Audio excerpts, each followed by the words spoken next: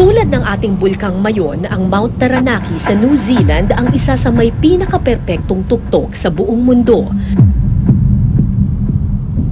Sa taas na 2,500 meters, isa itong aktibong bulkan.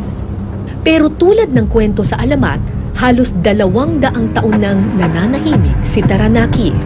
So, magsisimula na yung trek natin. Ang sabi niya, siguro mga 9 hours kung non-stop na maglalakad. Sa kanila yon, pero siguro sa atin, in-expect ko na siguro mga 10. Sana hindi 12 hours, pero abutin daw tayo ng gabi hanggang dito sa taas. Let's go!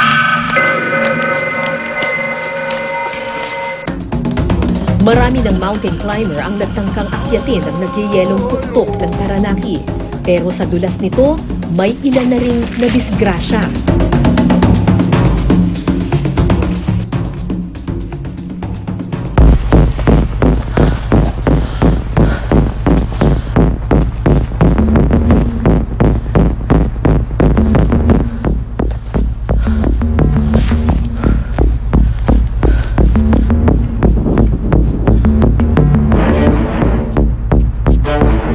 Pero makalipas ang ilang minuto, nagpakita naman sa amin ang kabilang mukha ni Taranaki. So, kung mapapansin nyo, medyo iba na yung terrain dito. Medyo mas malalaki na yung mga bato. Actually, ito yung bakas nung eruption. Dito nag-flow yung lava. Many years ago. Meters between each person. Narating na namin ang pisngi ng bulkan. Madulas at matarik sa bahaging ito ng Taranaki.